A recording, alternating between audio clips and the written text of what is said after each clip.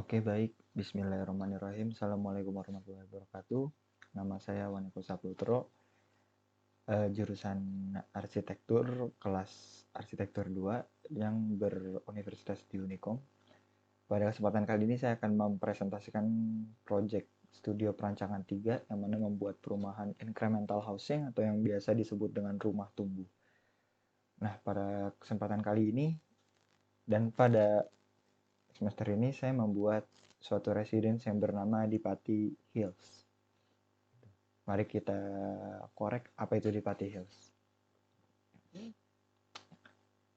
Nah, Dipati Hills adalah suatu residence atau perumahan yang ditargetkan untuk memfasilitasi para aktivis pendidikan seperti mahasiswa, dosen muda, atau bahkan dosen yang sudah berkeluarga. Nah, jadi tujuannya pembuatan Dipati Hills juga karena lokasinya yang mana dekat dengan Universitas Komputer atau bisa dibilang berseberangan ya. Jadi akses kepada Universitas Komputer Indonesia itu sangat dekat dengan site ini, maka juga dibuat temanya untuk aktivis pendidikan. Nah, Liberty Hills adalah hunian yang memberikan kenyamanan, keamanan, dan ketentraman untuk beristirahat setelah aktivitas seharian. Karena kita tahu bahwa seperti mahasiswa, dosen muda, atau dosen yang sudah berkeluarga itu ketika menjalani hari-harinya, ada yang belajar dan ada yang mengajar juga, itu bakal menguras eh, energi. Jadi yang dicari bukan hanya untuk keamanan, tapi kenyamanan ketika beristirahat setelah seharian di luar gitu, seperti melakukan aktivitas mengajar, belajar, dan berorganisasi. Untuk basic konsepnya, jadi di Patiles ini menggunakan isolation garden. Sesuai namanya, konsep ini lebih memperhatikan kenyamanan interior demi istirahat yang nyaman dan aman.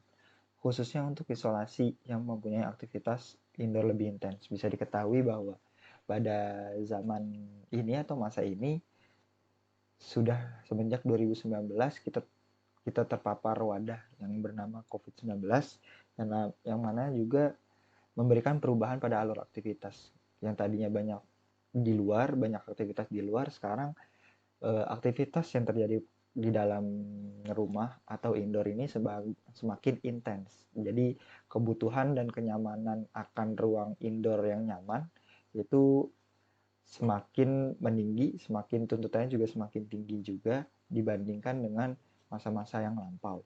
Karena juga kita bisa dibilang work from home, study from home, dan aktivitas from home juga. Mau itu mesan makanan, mau itu kita belajar, mau itu bekerja, dan lain-lainnya, kita bakal menguras lebih banyak waktu ketika ada di rumah. Dengan dasar ini diharapkan desain ini membawakan interior yang tidak rumit, luas, dan serba nyaman.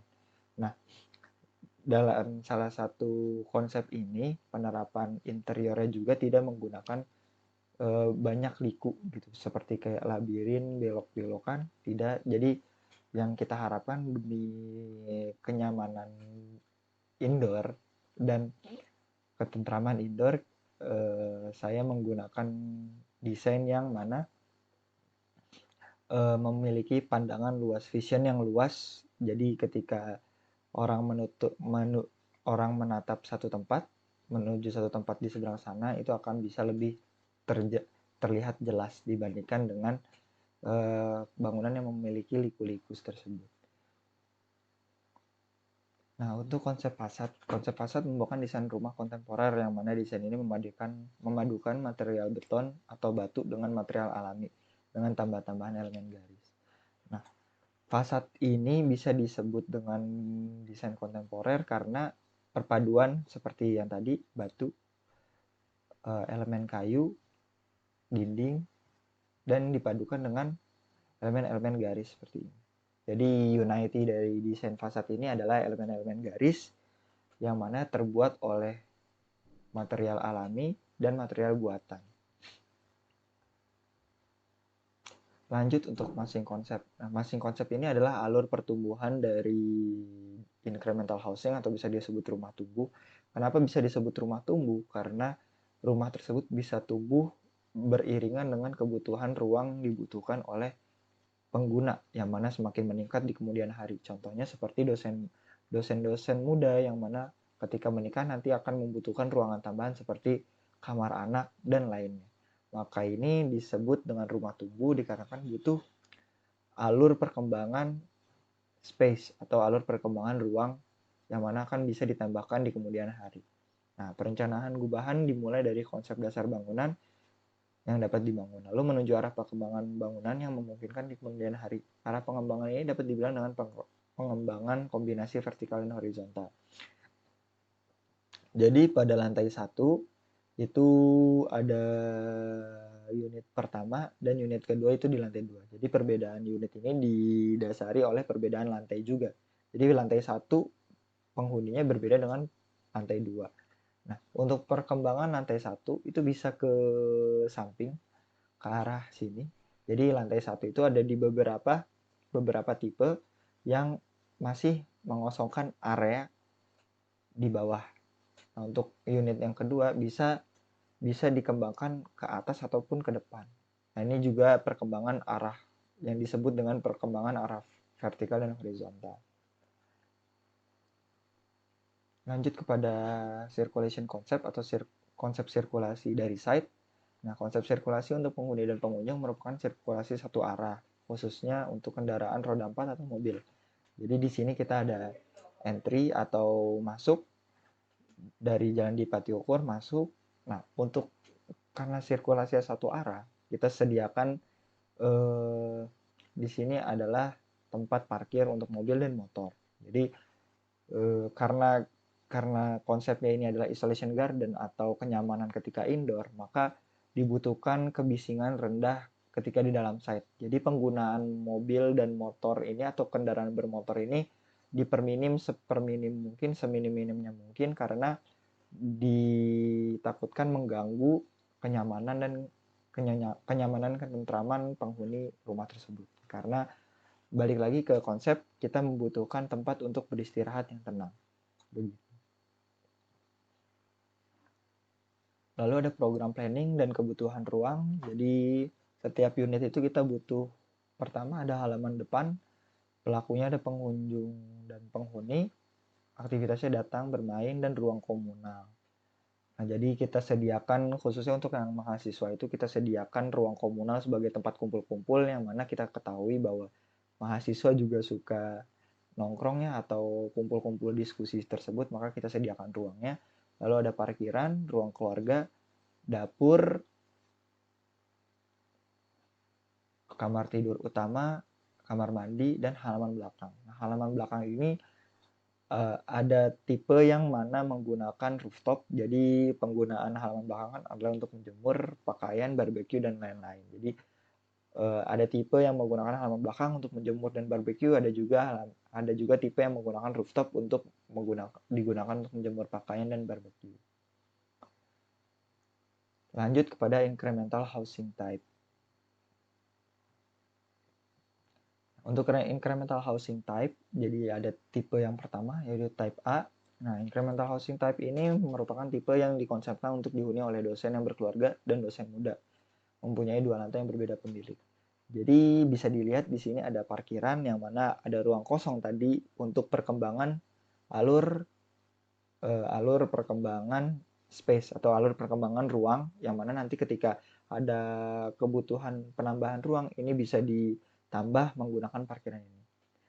Tadi kan ada parkiran site dan parkiran mobil ini. Kenapa kita berikan parkiran mobil? Yang mana karena kan udah ada parkiran site tadi. Kenapa ada parkiran mobil di setiap unitnya? Nah, tipe ini merupakan tipe yang dikonsepkan untuk dihuni oleh dosen yang berkeluarga dan dosen muda. Jadi untuk dosen berkeluarga kita bisa berikan di mana lantai 1 ini. Jadi lantai 1 ini diharapkan untuk bisa dihuni oleh dosen berkeluarga, karena ketika dosen berkeluarga ini mempunyai tamu, dosen ini bisa menyimpan mobilnya di dalam rumah, dan tamu tersebut bisa memarkirkan kendaraannya di parkiran site. Jadi untuk tipe-tipe A ini yang mana sudah diberikan parkiran site adalah parkiran untuk kedatangan tamu. Karena kita ketahui ya bahwa dosen yang sudah berkeluarga mempunyai tali silaturahmi yang lebih sering untuk kedatangan keluarga dibandingkan dengan mahasiswa atau dosen muda yang mana lebih cenderung untuk pulang ke rumahnya masing-masing. Nah, untuk fasilitas, jadi ada beberapa pada tipe ini. Beberapa pada tipe ini masing-masing unit memiliki fasilitas berikut seperti ruang tamu. Jadi setiap unit ada lantai 1, ada lantai 2, ada ruang tamu, ruang utama, satu kamar mandi, satu kamar tidur utama, satu dapur, satu teras, parkir mobil untuk penghuni lantai 1. Jadi untuk lantai 2 kita khususkan untuk mahasiswa dan dosen muda yang mana tidak memerlukan parkir mobil ya, tapi fasilitasnya tetap sama. Nah, untuk kapasitas untuk lantai 1 bisa dihuni oleh satu keluarga inti, seperti ayah, ibu, dan satu anak. Penambahan ruang bisa dilakukan secara horizontal untuk pemisahan pertambahan kamar. Jadi pertambahan kamar itu tadi bisa disebutkan bahwa akan dilakukan secara horizontal. Begitu. Untuk lantai 2 bisa dihuni oleh dosen-dosen muda yang belum berkeluarga, berhubung dengan desain ruangan dan fasilitas yang lebih mirip seperti kosan atau mesing. Lanjut kepada incremental housing tipe B. Tipe B adalah konsep yang lebih diperuntukkan untuk dihuni oleh mahasiswa. Nah, jadi karena ini kita desain ini lebih banyak ruang komunalnya ya, seperti ada rooftop, ada ruang depan, dan parkiran motor atau bisa nanti digunakan untuk ruang komunal seperti ditaruh meja atau kursi nongkrong. Nah, ini untuk sebenarnya desain ini adalah untuk mahasiswa atau orang-orang yang lebih memiliki kebutuhan untuk diskusi atau main. Nah, untuk kepemilikan lantai 1 dan lantai 2 berbeda kepemilikan sama seperti tadi. Tipe ini memiliki ruang komunal yang lebih banyak untuk kegiatan diskusi dan bermain. Untuk fasilitas pada tipe ini masing-masing unit memiliki fasilitas berikut: ruang tamu, ruang utama, kamar tidur utama, kamar mandi, teras, dapur, ruang komunal, dan rooftop. Untuk lantai 1, perbedaannya adalah untuk lantai 1 pada kapasitasnya dapat dihuni oleh 2 orang mahasiswa dengan berbagi privasi, kecuali di kamar mereka masing-masing. Jadi lantai 1 ini memiliki 2 kamar, 1 dapur, 1 ruang tengah, dan 1 kamar mandi.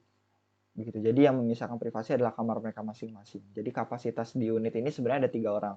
Nah, untuk lantai 2 bisa unit bukan unit ya. Maksudnya di tipe ini ada 3 orang karena lantai 1-nya ada 2 orang, lantai 2-nya ada 1 orang. Untuk lantai 2 bisa dihuni oleh dosen muda ataupun yang belum berkeluarga ataupun mahasiswa.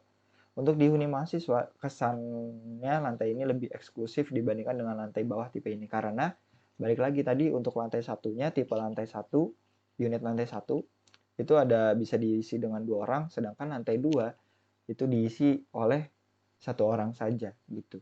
Seperti tipe A tadi. Nah, untuk keamanan masing-masing adalah keamanan kebakaran, menggunakan red water pump yang terletak di beberapa spot site untuk dipakai pemadam kebakaran. Jadi sudah kami sediakan spot red water pump untuk pemadam kebakaran. Untuk keamanan gempa, pada kejadian saat gempa, penghuni dapat menuju ruang terbuka di tengah-tengah site untuk safety dan dari tertimpa debris bangunan. Untuk protokol kesehatan, sirkulasi aktivitas yang mempunyai jalur minim tabrakan membuat kontak orang lain makin jarang. Pencahayaan alami yang teratur membuat kelembapan indoor stabil dan disediakan teras untuk area berjemur ketika pagi sebelum aktivitas. Nah, khususnya untuk mahasiswa ya. Untuk dosen kita sudah diberikan teras juga untuk berjemur. Jadi setiap masing-masing tipe itu udah diberikan fasilitas untuk berjemur. Yang mana penting juga untuk kondisi COVID sekarang ini. Nah, untuk struktural konsep kita menggunakan pondasi telapak dikarenakan kebutuhan struktur untuk rumah 2 lantai, untuk dinding penggunaan struktur dinding setengah bata, dan untuk atap menggunakan struktur atap kayu. Demikian, terima kasih. Wassalamualaikum warahmatullahi wabarakatuh.